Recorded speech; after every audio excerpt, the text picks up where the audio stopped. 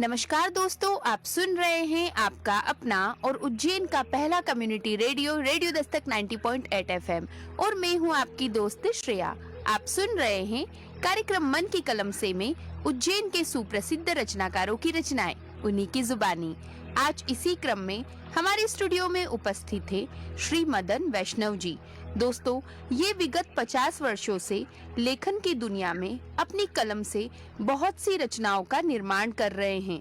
इसके साथ ही साहित्यिक लेखन में भी इन्होंने अपनी कलम चलाई है और विज्ञान पर आधारित उपन्यास सोनू की शेर, उड़न तश्तरी से, झालर, मोगरा, भागुड़ी, कुई में भूत आदि रचनाओं का लेखन भी इन्होंने किया है। दोस्तों, इन्हें इंडिया इंटरनेशनल ऑडिटोरियम नई दिल्ली में केंद्रीय राज्य मंत्री बच्ची सिंह रावत के हाथों सहस्त्राब्दी हिंदी सेवा सम्मान सन 2000 में प्राप्त हुआ है और सन 2014 में जोधपुर महाराजा गज सिंह जी के हाथों वीर दुर्गादास राठौड़ साहित्यिक सम्मान से इन्हें सम्मानित किया गया है।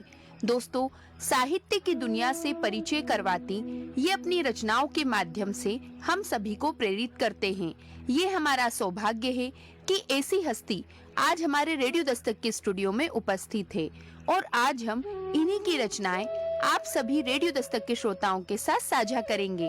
तो आइए सुनते हैं श्री मदन वैष्णव जी की पहली रचना, जिसका शीर्षक है मातृभूमि का सौदा कर दे वो सच्चा क्षत्रिय नहीं।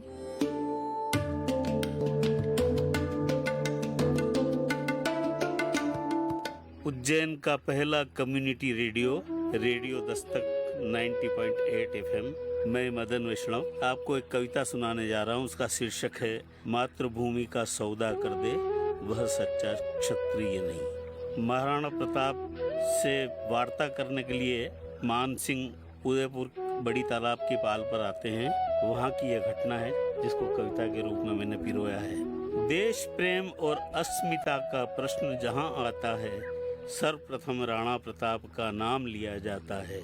महाराणा अति शूरवीर जैसे अग्नि का गोला, जिनके भय से दिल्ली में अकबर का आसन डोला। जब जब भी राणा प्रताप का जिक्र सभा में होता, अकबर का चेहरा सफेद क्या खूब नजारा होता। मान सिंह आमेर नरेश को लालच लोभ ने घेरा, आन बान को भूल बुआ का किया मुगल संग फेरा। देश प्रेम पर जब जब भी धन लालच हावी होता, महाप्रतापी राजा भी सम्मान सलामी खोता। यही हाल था मान सिंह का, बना मुगल का साला, छोटा नृप का ठाट बाट, बस मुगल फौज का आला। चित्तौड़ दुर्ग पर सीसोदी झंडा ऊंचा लहराता, ना मालूम क्यों मान सिंह को कभी नहीं मन भाता। अकबर के विराट राज्य में यह था ऐसा कोना, आमेर शर्म से था कथीर, चित्तौड़ चमकता सोना। अकबर भी और मान सिंह यह स्वप्न संजोया करते, कैसे बस में हो प्रताप यह रोना रोया करते। मान सिंह तब भेष बदल कर मेवाड़ देश में आया, महाराणा को ललचाने संग एक योजना लाया। वन प्रांतर में भव्य भोज का आयोजन करवाया, महाराणा को भेज निमंत्रण भोजन पर बुलवाया। चारण ने जब विरद बखानी सबका माथा ठनका, गरजे राणा फुफकारा हो शेषनाग के फन का। मान सिंह धिक्कार तुम्हें भूमि संग अपचारा, क्षात्र धर्म का गौरव भूले भगिनी संग व्यापारा। मैं हूँ सच्चा राजपूत, मैं बन बन में बस सकता, मातृभूमि का अस्मत का मैं सौदा नहीं कर सकता। मुझको मेरी मातृभूमि है 100 जन्मों से प्यारी, जननी हो या जन्मभूमि वह 100 स्वर्गों से न्यारी। कहा राम ने लक्ष्मण से उसका भी तो रखो ध्यान, भारत की है भव्य संस्कृति उसका भी तो मान रखो। कनक जड़ी लंका का वैभव श्री राम ने ठुकराया, दिल्ली का मुगलों का वैभव बोलो कब क्या काम आया। मातृभूमि का सौदा कर दे वह सच्चा क्षत्रिय नहीं, मुगलों की थाली में खाए नरपति जग को प्रिय नहीं। माना तुम हो राजपूत तुम क्षात्र धर्म को भूले, क्षात्र धर्म को भूले हो क्या भारत को भी भूले। ऐसा कहकर भोजन त्यागा राणा ने प्रस्थान किया। मान सिंह को लगा कि उसने झूठा ही अभिमान किया। महाराणा की भव्य भंगिमा, मेघों सी गर्जित वाणी, मुखमंडल पर तेज लखन सा जिसका कोई नसानी। युग धातु का शिरस्त्राण था, हाथों में था भाला, सोरठड़ी तलवार कमर थी लोह लड़ों की माला। ऊंची ऐसी देह या स्थिति जैसे विष्णु प्रगटे, दर्शन करके मान सिंह के होश भागता भटके। कुरुक्षेत्र की रणभूमि में जैसे अर्जुन डरता, योगेश्वर श्री कृष्ण के चरणों जैसे बेबस पड़ता। वही दृश्य था आज वहाँ तब मान सिंह मन रोया। महाराणा का रूप और व्यक्तित्व देख मन खोया। मान सिंह निस्तेज खड़ा था, मन ही मन अकुलाता, और राणा जी को देख देख भावों के फूल चढ़ा था। मन ही मन वह सोच रहा था, भूल हुई सो भूल, अब जोधा होगी न कोई नहीं हृदय में शूल। महाराणा हे शूरवीर, मैं तुमको शीश झुकाता, धरती यह माता है मेरी, मैं यह कसम उठाता। प्रकट रूप से माना उस दिन राणा पर झल्लाया, किंतु हल्दी घाटी एक दिन अकबर को ले आया। अकबर सांप और सलीम सपोला दोनों मर जाएंगे, कुछ कलंक आमेर घराने के तो कट जाएंगे। वैष्णव कहता नगर नगर वीर स्मृति बनवाओ, तेजस्वी राणा की प्रतिमाएं लगवाओ।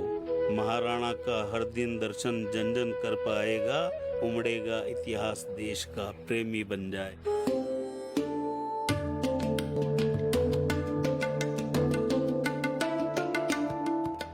आप सुन रहे हैं आपका अपना और उज्जैन का पहला community radio radio Dastak 90.8 FM।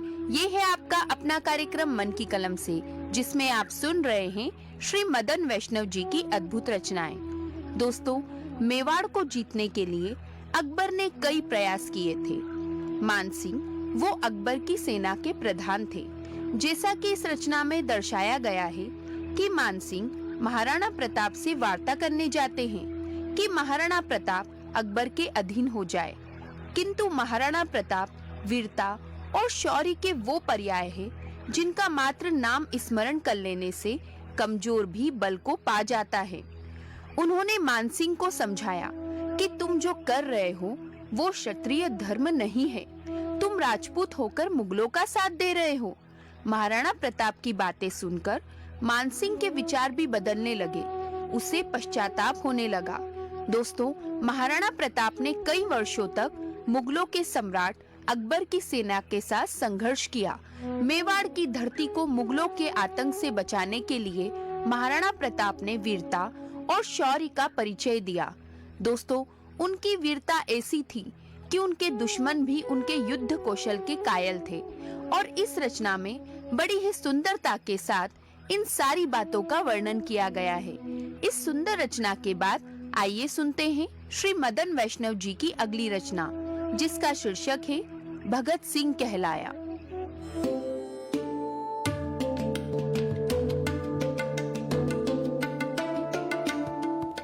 एक कविता और मैं आपकी सेवा में रखना चाहता हूँ, शहीद भगत सिंह से संबंधित है। सुनिए, आपकी सेवा में शहीद भगत सिंह कविता प्रस्तुत है। अंग्रेजी साम्राज्यवाद को आग लगाने आया, पराधीन भारत का वह तो भाग्य जगाने आया। लायलपुर पंजाब प्रांत में सिंहों के घर जाया, बगा गांव का भागों वाला भगत सिंह कहलाया। पिता किशन चंद जी थे उसके, विद्यावती थी माता, मुखमंडल का तेज देख सूरज भी शर्मा जाता।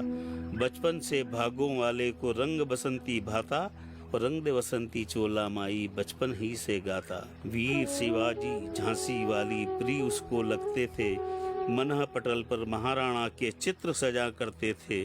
बड़ा प्रखर था बचपन ही से, देख फिरंगी चिढ़ता, मेरे देश में गोरा बंदर क्यों चाबुक ले फिरता। क्यों वह बंदूकें दगवाता, क्यों घोड़े दुड़वाता, फसल किसानों की क्यों हरदम छीन झपट खा जाता।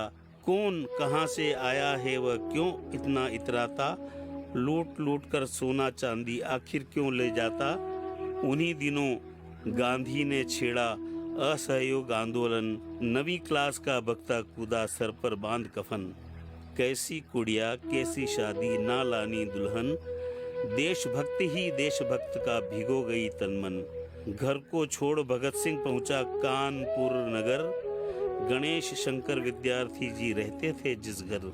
क्रांतिकारी का संग मिला वह रूई से बना बाती, पवन प्राप्त कर चिंगारी जो अग्निपुंज बन जाती। जलती बाती महाकाय थी इतनी विशाल थी, भारत माँ के हाथों जैसे जलती मशाल थी। भारतीयों को राह दिखाती उजियारा फैलाती, फिरंगियों के मन महलों में घुसकर आग लगाती। भारत का सोना रेलों में लदकर जो जाता था, भगत सिंह को और मित्रों को जरा नहीं भाता था। एक दिन काकोरी स्टेशन जा धमके सेनानी, रेल खजाना लूट ले गए बागी हिंदुस्तानी।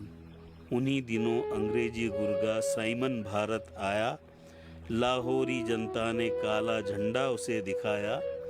गो बैक साइमन, भग जा साइमन, जनता यूं चिल्लाई, सैंडर्स पापी को ये सब बातें नहीं सुहाई। आग बबूले सैंडर्स ने अत्याचार मचाया, नर नारी और बच्चों तक को लाठी से पिटवाया। लाठी खाकर लाला लजपत घायल गिरे धरा पर, फुफ्फस उनके फूट गए थे बचे नहीं घर आकर। सैंडर्स ही हत्यारा था भगत सिंह ने सोचा, उसके ही बंगले में घुसकर गोली से उन्मोचा। जैसे जैसे अंग्रेजों के खुर बढ़ते जाते थे, भक्ता के मन देश भाव परवान चढ़े जाते थे।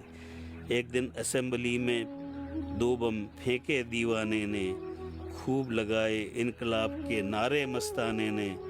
ब्रिटिश साम्राज्यवाद नष्ट हो ऐसे नारे सुनकर, पकड़ लिया दी सजा मौत की न्याय का नाटक बुनकर। 23 मार्च सन 31 को भक्ता फांसी झूला, वीर शिरोमणि इस शहीद को कैसे भारत भूला। कुर्बानी और शहादतें जब मान नहीं पाती हैं, स्वतंत्रता और आज़ादी भी सपना बन जाती है। इसीलिए कवि मदन चेताने आया है, भगत सिंह की जीवन गाथा संग ले आया है। धन्यवाद।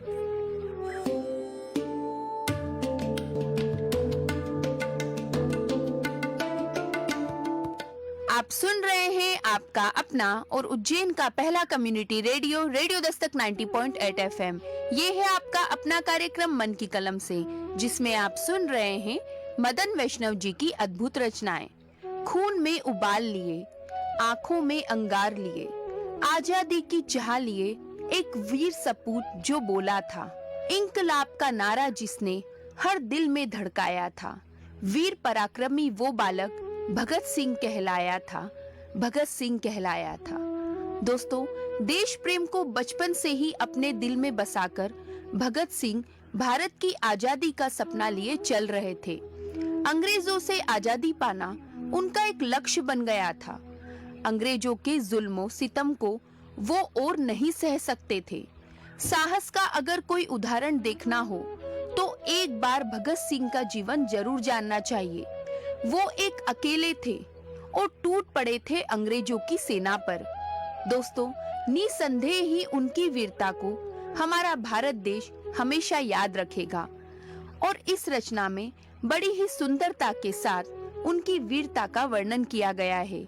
इस सुंदर रचना के लिए श्री मदन वैष्णव जी का बहुत बहुत धन्यवाद कि आज आपने अपनी इन बहुमूल्य रचनाओं को हमारे रेडियो दस्तक के श्रोताओं के साथ साझा किया। एक बार पुनः आपका धन्यवाद। तो दोस्तों, आज मन की कलम से के एपिसोड में आपने सुना श्री मदन वैष्णव जी की अद्भुत रचनाओं को। अगले एपिसोड में हम पुनः मिलेंगे कई नई रचनाओं के साथ। दोस्तों, यदि आपके मन में भी है कार्यक्रम को लेकर कोई प्रश्न या विचार, तो आप हमें संपर्क कर सकते हैं हमारे रेडियो दस्तक के व्हाट्सएप नंबर 9406894068 पर। और साथ ही आप हमसे जुड़ सकते हैं हमारे social media account Facebook, Twitter, YouTube, Instagram, WhatsApp और शेयर चैट पर भी, जहां पर आपको मिलेंगी कार्यक्रम से जुड़ी सभी जानकारियां। तो दोस्तों, अब वक्त हो चला है आपसे विदा लेने का। अगले एपिसोड में हम पुनः मिलेंगे कई नई रचनाओं के साथ। तब तक के लिए दीजिए अपनी दोस्त श्रेया को जाने की इजाजत। पर आप कहीं मत जाइए, सुनते रहिए आपका अपना रेडियो दस्तक 90.8 FM। सुनेगा उज्जैन, बढ़ेगा उज्जैन।